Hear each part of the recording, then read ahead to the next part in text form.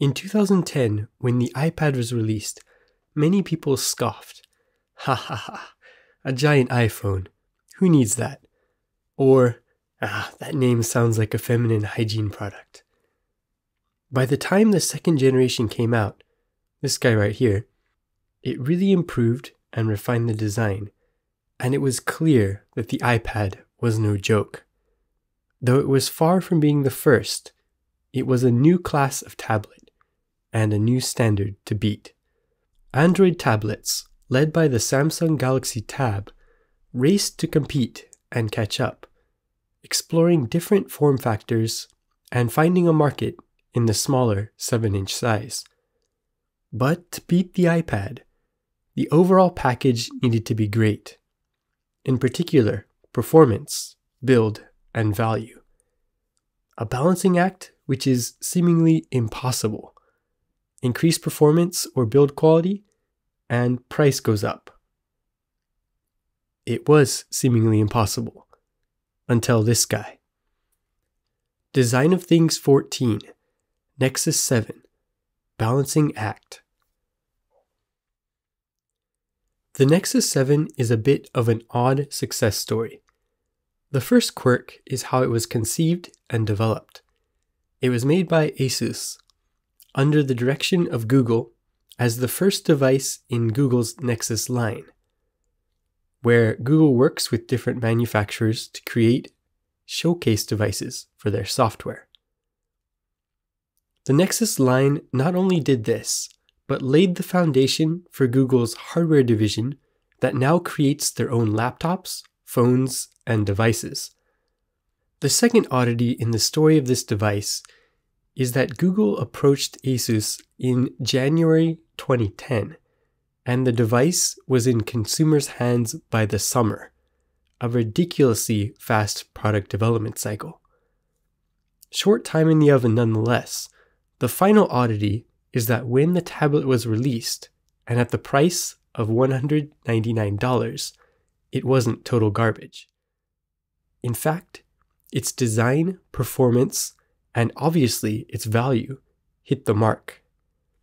It was so much cheaper than other tablets, not only including other Android tablets, but the king of them all, the iPad. As an owner and longtime user myself, though, I can tell you that while there was a lot to love, there were also issues too. Let's take a look at the design. Starting with the exterior of the device, there are some interesting details. The front is fairly standard, a display with a quality laminated glass top, so there's little perceivable gap between the glass and the screen, a choice that punches above the price of the device.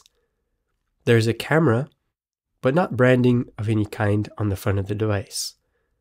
Surrounding this display is a plastic frame painted silver. The frame has a tiny 1mm bevel that faces the user, then 2 bevels that slope around the side. Though it appears that each plane meets at a sharp angle, it is actually rounded, so it never feels sharp in the hand, though the plastic feels quite nice. On the side, we have the volume rocker and power button, which are rubberized and feature a nice tactile click to let you know they have been pressed. The back is something special. The rounded, rubberized surface with little dimples feels luxurious. It was clearly cheaper to manufacture than the iPad's aluminum, but it really doesn't feel that way. This is genius. It is also more warm and comfortable to hold in your hand than the metal alternative. The centered Nexus branding makes it clear what the device is, while providing some clues to the aims of the device as a focus or reference for Android device design. The X, divided into 4 strokes, aims or points to the center of the word. The actual brand Nexus has 4 different colors for each stroke of the X, drawing further attention, but we don't get that here. Finally, we have the Asus brand on the bottom. Interestingly, the Google name is nowhere to be found on the exterior, but to be fair, it's everywhere on the interior. Overall, the device feels way more premium, weighty, and quality than it had a right to at the price. The 7-inch size was portable, yet large enough to feel luxurious for viewing movies or scrolling through content. And it was snappy for a while. It was responsive and quick when it was first sold, and while it had KitKat, an Android version, for about the first year and a half of its life. Then it became like this.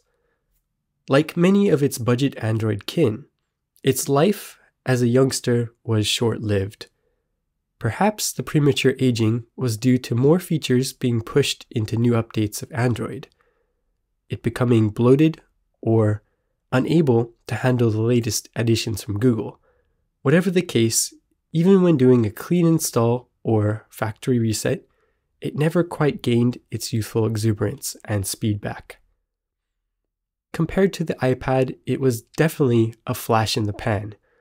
But the $200 little guy showed that competition was possible, pushing tablets forward to the future.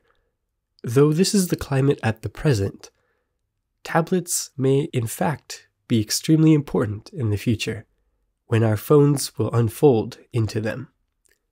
I'll catch you in a future episode of Design of Things.